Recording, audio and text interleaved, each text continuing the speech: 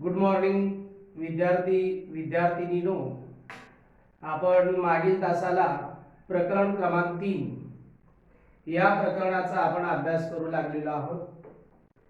त्याचबरोबर त्या प्रकरणामधील जे काही महत्त्वाचे काही लघुत्तरी प्रश्न आहेत त्या प्रश्नांचा आपण अभ्यास केला. उदाहरणार्थ मागणीची व्याख्या, मागणी आणि इच्छा यामधील असणारा फरक, वैयक्तिक मागणी पत्रक आणि बाजार मागणी पत्रक त्यामधील फरक आणि या दोन्हीमधला असणारा सहसंबंध सविस्तररित्या आपण स्पष्ट केला. आणि याच्या पाठीमागचा जो तास झाला त्याच्यामध्ये मागणीचा वक्र खाली येण्याची जी कारणं आहेत त्या कारण कोणती आहेत, मागणीचा वक्र खाली का येतो या संदर्भातल्या कारणांचं स्पष्टीकरण केलं. त्याचबरोबर मागणीचे जे प्रकार आहेत तो महत्त्वाचा जो प्रश्न की वारंवार परीक्षेमध्ये तो 4 मार्कासाठी लघुत्तरी विचारला जातो त्याचाही आपण अभ्यास केला.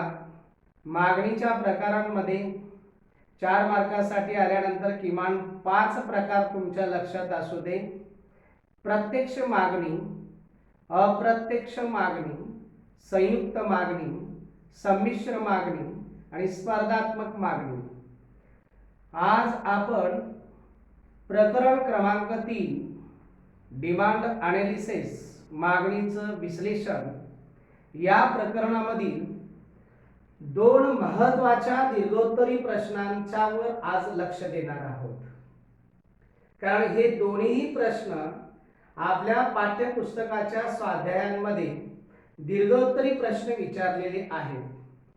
त्यामधला पहिला दीर्घोत्तरी प्रश्न आज आपण या तासाला सविस्तर अभ्यासणार आहोत. आणि दुसरा जो प्रश्न आहे तो प्रश्न आपण त्याची केवळ प्रास्ताविक आपण या तासांमध्ये पाहणार. पुढील तासाला तो संपूर्ण प्रश्न जो आहे तो आकृती आणि पुस्तकाच्या माध्यमाने पाहणार आहे. तर चला प्रकरण क्रमांक 3 मागणीचे विश्लेषण, डिमांड ॲनालिसिस या प्रकरणामधील दीर्घोत्तरी जो प्रश्न आहे तो पाठ्यपुस्तकांमध्ये स्वाध्यायात असा विचारलेला आहे, मागणीचे निर्धारक सविस्तर स्पष्ट करा. किंवा मुलांनो, सर्वसामान्य एखादा पेपर करता असाही प्रश्न तुम्हाला विचारू शकेल, मागणी निर्धारित करणारे घटक सांगा. याचा साधा सरळ अर्थ असा होतो की मागणीवर कोणते घटक परिणाम करतात, मागणी निर्धारित करणारे घटक कोणकोणते आहेत याचं सविस्तर उत्तर या प्रश्नांमध्ये अपेक्षित आहे. मुलांनो, दीर्घोत्तरी प्रश्न असू दे किंवा लघुत्तरी प्रश्न असू दे, त्या प्रश्नाचं प्रास्ताविक तुम्ही तुमच्या शब्दांमध्ये जे प्रकरण आहे, उदाहरणार्थ मागणीचे विश्लेषण हे प्रकरण आहे, या प्रकरणावर मागणीच्या संदर्भामध्ये तुम्हाला जे माहित आहे, म्हणजे उदाहरणार्थ मागणीचा अर्थ माहिती असेल, मागणीचं उदाहरण माहिती असेल, मागणीची व्याख्या माहिती असेल, तर व्याख्या आणि अर्थ तुम्ही या प्रास्ताविकामध्ये देऊ शकता. तर आज आपण जो दीर्घोत्तरी प्रश्न पाहतोय तो प्रश्न आहे, मागणीचे निर्धारक घटक जे आहेत त्या घटकांचा सविस्तर अभ्यास आपण करणार आहोत. तर मुलांनो, उत्तराची पहिली ओळ प्रास्ताविकामधील असावी, जो उपभोगता असतो तो उपभोगता बाजारपेठेमधील कोणतीही वस्तू विकत घेत असताना त्या वस्तूमध्ये तो काय पाहतो, उपयोगिता पाहतो. म्हणजे वस्तू उपयोगी असेल तरच आपण खरेदी करतो. उपयोगिता आणि किंमत या 2 गोष्टी पाहतो. किंमत कमी असेल तर मागणी अधिक करतो, किंमत जास्त असेल तर मागणी कमी करतो. म्हणजे उपभोगता वस्तूची मागणी करत असताना त्या वस्तूमध्ये उपयोगिता आणि किंमत या 2 गोष्टी महत्त्वाच्या पाहत असतो. मग अशा असणाऱ्या मागणीवर कोणकोणते घटक परिणाम करतात समाजामध्ये किंवा व्यावहारिक जीवन जगत असताना, त्यामधील पहिला घटक जो आहे क्रमांक 1 चा तो किंमत. याला वस्तू आणि सेवांच्या किमती असं म्हणू.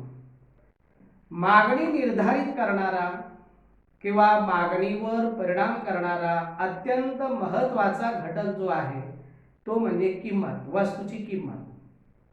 वस्तूची किंमत कमी झाली तर उपभोक्ता त्या वस्तूची मागणी वाढवतो. म्हणजे थोडक्यात असेही म्हणा, वस्तूची किंमत कमी झाली की मागणी वाढते, वस्तूची किंमत वाढली असता मागणी कमी होते. म्हणजे किंमत हा मागणी निर्धारित करणारा पहिला घटक आहे. क्रमांक 2, उत्पन्न. मग त्या व्यक्तीचं उत्पन्न कसं आहे, म्हणजे कमी असेल किंवा जास्त असेल त्याच्यावर मागणी अवलंबून असते. जर उपभोक्त्याचं उत्पन्न अधिक असेल तर मागणी अधिक होते. उपभोक्त्याचं उत्पन्न जर कमी असेल तर मागणी कमी होते. म्हणजे मागणी निर्धारित करणारा क्रमांक 2 चा घटक येतो तो म्हणजे उत्पन्न. क्रमांक 3, पर्यायी वस्तूंच्या किमती. आता पर्यायी ज्या वस्तू आहेत त्या वस्तूंच्या किमतीवर मागणी अवलंबून असते किंवा पर्यायी वस्तूंच्या किमती मागणीवर परिणाम करतात. म्हणजे एखाद्या वस्तूची किमतीचा परिणाम दुसऱ्या वस्तूच्या मागणीवर होतो. म्हणजे उदाहरणार्थ पर्यायी वस्तू कोणकोणत्या आहेत? चहाला पर्याय कॉफी किंवा गुळाला पर्याय साखर. साखरेची किंमत वाढली तर गुळाची मागणी मागणी मागणी अधिक होते. जर गुळाची किंमत जर वाढली तर लोक साखर अधिक प्रमाणात खरेदी करतात. म्हणजे पर्यायी ज्या वस्तू आहेत या पर्यायी वस्तू मागणी निर्धारित करतात. क्रमांक 4 आहे पूरक वस्तूंच्या किमती. ज्या एकमेकाला पर्यायी किंवा पूरक असतात, एकमेकांच्यावर अवलंबून असतात, त्या वस्तूंना आपण पूरक वस्तू म्हणायची. म्हणजे एखाद्या वस्तूच्या किमतीचा परिणाम दुसऱ्या वस्तूच्या मागणीवर होतो. म्हणजे उदाहरणार्थ गाडीला पेट्रोल किंवा पेनला रिफिल असं म्हणू. जर रिफिलच्या किमती वाढल्या तर पेनची मागणी कमी होते. इंधनाची किंमत जर वाढली तर कारची मागणी कमी होते. म्हणजे पूरक वस्तूंच्या किमती या देखील मागणी ठरवणारा, मागणीवर परिणाम करणारा महत्त्वाचा घटक आहे. वस्तूचे स्वरूप, वस्तूचं स्वरूप कसं आहे त्यावर मागणी अवलंबून असते. म्हणजे सामान्यपणे आपण जर पाहिलं तर वस्तूच्या स्वरूपामध्ये जीवनावश्यक वस्तू आणि चैनीच्या वस्तू याच्यामध्ये मनुष्याला जीवन जगण्यासाठी त्या वस्तू घ्याव्याच लागतात. मग त्या वस्तूची किंमत वाढली आणि कमी झाली याचा विचार करत नाही, म्हणजे मागणी स्थिर राहते.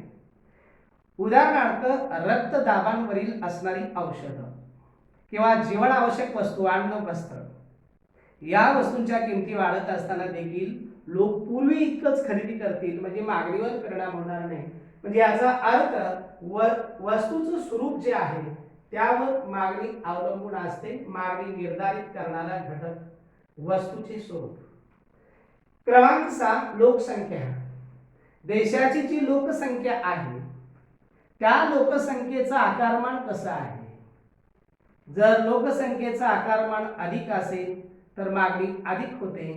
लोकसंख्येचं आकारमान कमी असेल तर मागणी कमी होते. मागणी निर्धारित करणारा लोकसंख्या हा एक घटक आहे.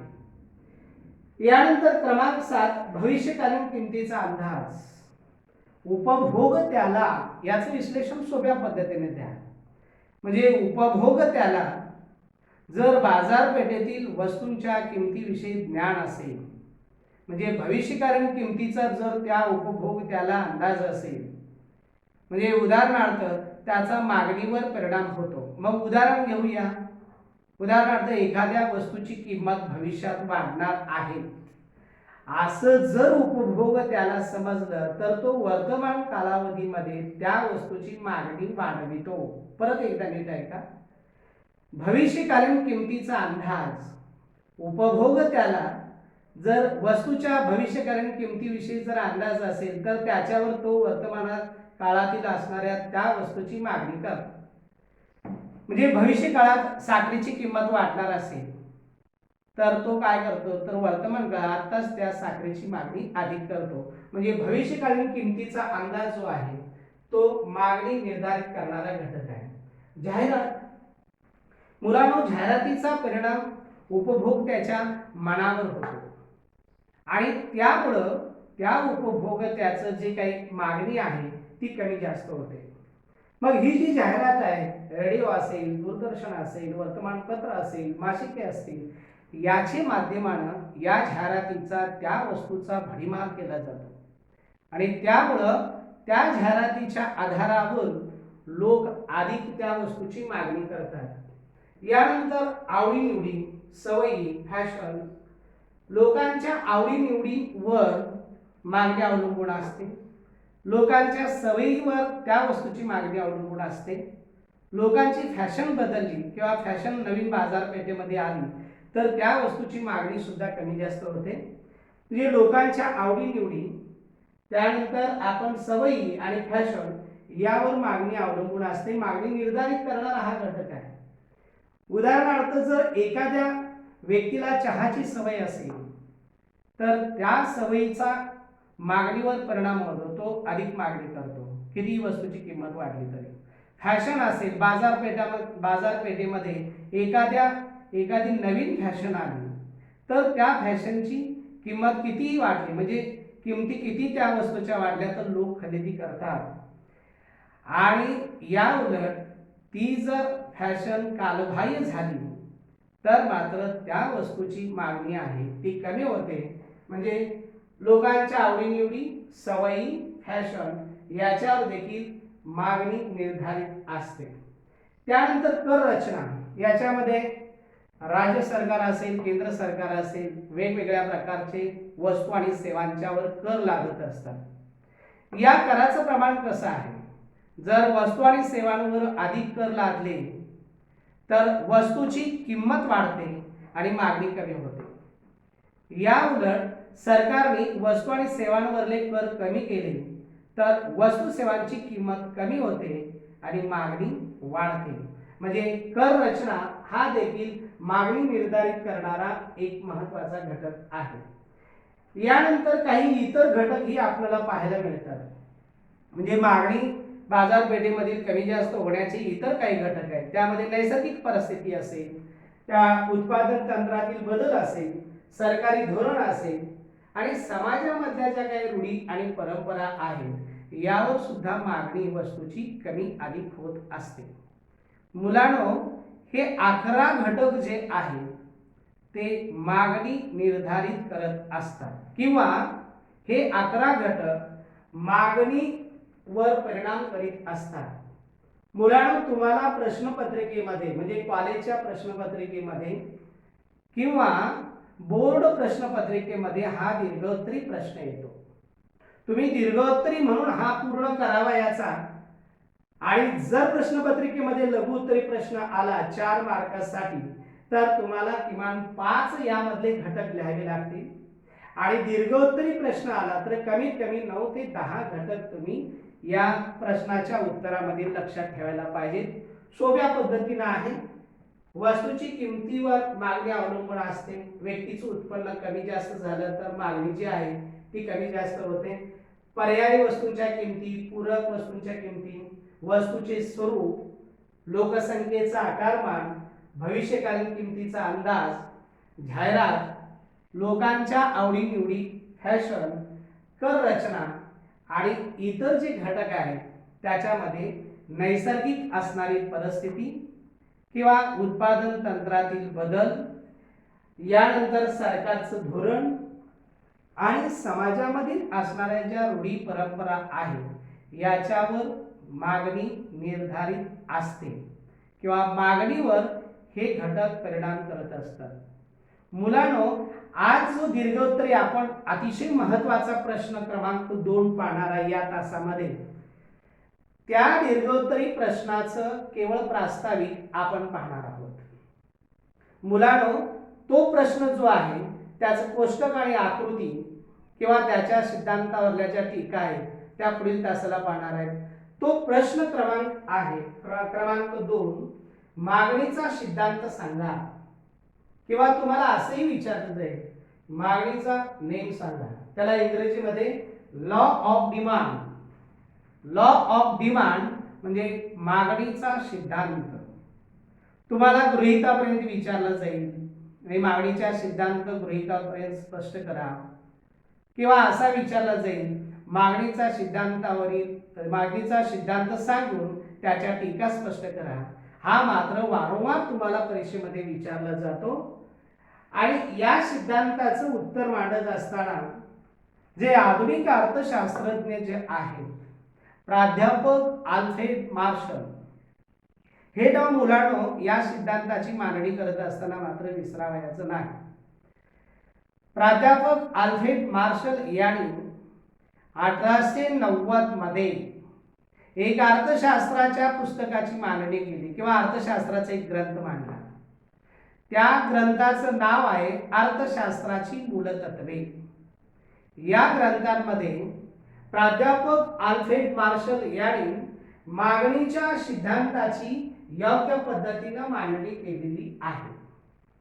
मुलांनो पहा, या सिद्धांत विचारल्यानंतर तुम्हाला प्रास्ताविक देताना केवळ प्राध्यापक आल्फ्रेड मार्शल यांच्या संदर्भातली माहिती प्रास्ताविकामध्ये मांडायची। म्हणजे नाव प्राध्यापक आल्फ्रेड मार्शल यांनी कोणता अर्थशास्त्राचा नवीन ग्रंथ मांडला 1890 मध्ये अर्थशास्त्राची मूलतत्वे। हा सिंगल अवतरण चिन्हामध्ये जर तुम्ही शब्द लिहिला तरी चालतो। 1890 मध्ये आल्फ्रेड मार्शल यांनी अर्थशास्त्राची मूलतत्वे हा ग्रंथ मांडला आणि त्या ग्रंथांमध्ये मागणीच्या नियमाची योग्य मांडणी किंवा मागणीच्या सिद्धांताची योग्य मांडणी केलेली आहे। ही झाली प्रास्ताविक।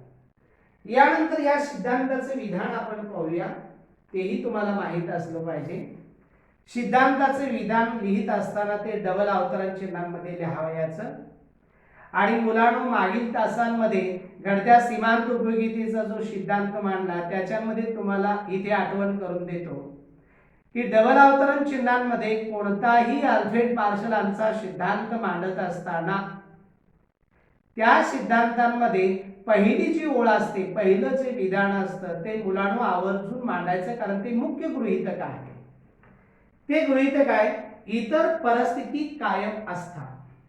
आता इथेच पाहना, मागणीचा जो सिद्धांत आहे या सिद्धांताचं विधान देताना बे अवतरण चिन्हांमध्ये पहिलं विधान आल्फ्रेड मार्शलचं मांडतोय, इतर परिस्थिती स्थिर असताना एखादा विद्यार्थी इतर परिस्थिती कायम असताना वस्तूची किंमत वाढली असता मागणी घटते आणि वस्तूची किंमत कमी झाली असता मागणी वाढते। आता मुलांनो हे सर्वसामान्यपणे तुम्ही तुमच्या शब्दांमध्ये लक्षात ठेवू शकता। किंमत कमी झाली असता मागणी वाढते, किंमत वाढली असता मागणी कमी होते। फक्त या वाक्याच्या पाठीमागे तुम्ही इतर परिस्थिती कायम असताना स्वल्पविराम द्या आणि मग ते जो सिद्धांत आल्फ्रेड मार्शल यांनी मांडलेला आहे तो व्यवस्थित पद्धतीने मांडा, पूर्णविराम द्या, डबल अवतरण चिन्ह मांडायला मात्र विसरू नका आणि मग या सिद्धांताचा अर्थ द्या। म्हणजे या सिद्धांतामध्ये प्राध्यापक आल्फ्रेड मार्शल यांना असं सूचित केलंय की वस्तूची किंमत आणि मागणी यांच्यामधला परस्पर संबंध या सिद्धांतामध्ये त्यांनी दर्शवलेला आहे। या विधानाचं किंवा सिद्धांताचा अर्थ असा होतो की जेव्हा बाजारपेठेमधील वस्तूच्या किमती ज्या आहेत त्या किमतीमध्ये वाढ झाली, त्या किमती अधिक झाल्या, तर उपभोक्त्याची किंवा ग्राहकाची क्रयशक्ती हा शब्द अर्थशास्त्रीय आहे, क्रयशक्ती याला अर्थ खरेदी शक्ती म्हणून कमी होते। जेव्हा बाजारपेठेमधील वस्तूची किंमत कमी होते, या उलट आपण पाहतो वस्तूची किंमत कमी झाली तर उपभोक्त्याची खरेदी शक्ती वाढते, म्हणजे क्रयशक्ती वाढते। मुलांनो हा सिद्धांत प्रत्ययास येण्यासाठी आल्फ्रेड मार्शल यांनी काही गृहीतक मांडले। म्हणजे कोणताही सिद्धांत मांडताना ती गृहीतक योग्य असेल तर तो सिद्धांत सिद्धीस पोहोचतो। म्हणून हा सिद्धांत लिहिताना आल्फ्रेड मार्शल म्हणतात की लोकांचं जे उत्पन्न आहे त्या उत्पन्नामध्ये कोणताच एक बदल होत नाही। लोकांच्या आवडीनिवडी, फॅशन किंवा सवयी याच्यामध्ये कोणताही बदल होत नाही। पर्यायी वस्तूंच्या किमती स्थिर असतात, पूरक वस्तूंच्या किमती स्थिर असतात। म्हणजे याचा अर्थ विविध प्रकारचे 5 ते 6 असणारी गृहीतक तुम्हाला त्या या सिद्धांताला दिलेली आहेत। ती जर गृहीतक आणि वर दिलेल्या सिद्धांतांमध्ये मुख्य गृहीतक आहे, इतर परिस्थिती कायम असताना मुलांनो या सिद्धांताला ही गृहीतक लागू आहे. गृहीतक जर योग्य असतील तर तो सिद्धांत प्रत्ययात जातो. तर मुलांनो आज या तासाला आपण एक 2 दीर्घोत्तरी प्रश्न, त्यामधील क्रमांक 2 च्या प्रश्नाची केवळ प्रास्ताविक आणि गृहीतकांपर्यंत आपण माहिती पाहिली आणि याच्यामधला दीर्घोत्तरी प्रश्न क्रमांक 1 जो आपण पाहिला तो सविस्तर पाहिलेला आहे. तो प्रश्न आहे मागणी निर्धारित करणारे घटक सांगा. त्याच्यामध्ये प्रास्ताविक लिहा. एकूण 11 घटक दिलेले आहेत. त्या 11 घटकांचं स्पष्टीकरण येऊ द्या. जेव्हा 8 मार्कासाठी तुम्हाला दीर्घोत्तरी येतो तेव्हा 9 ते 10 घटकांचा समावेश करा आणि हाच प्रश्न जर लघुत्तरी तुम्हाला प्रश्नपत्रिकेमध्ये आला तर किमान 5 घटक याच्यामध्ये त्या उत्तरामध्ये अपेक्षित आहे. क्रमांक 2 मागणीचा सिद्धांत सांगा. लॉ ऑफ डिमांड हा जो अल्फ्रेड मार्शल यांनी जो सिद्धांत मांडला त्याच्या प्रास्ताविकामध्ये उत्तराच्या तुम्ही प्राध्यापक अल्फ्रेड मार्शल 1890 त्यांनी दिलेलं जे पुस्तक आहे अर्थशास्त्राची मूलतत्वे याचा समावेश करा आणि शेवटी विधान लिहा की या ग्रंथांमध्ये त्यांनी मागणीच्या सिद्धांताची योग्य मांडणी केलेली आहे. याच्यानंतर सिद्धांताचे विधान अवतरण चिन्हांमध्ये मांडा, त्याचा अर्थ लिहा आणि मग हा जो सिद्धांत आहे म्हणजे मागणीचा सिद्धांत जो आहे त्याचं प्रास्ताविक या तासाला आपण संपवलेला आहे.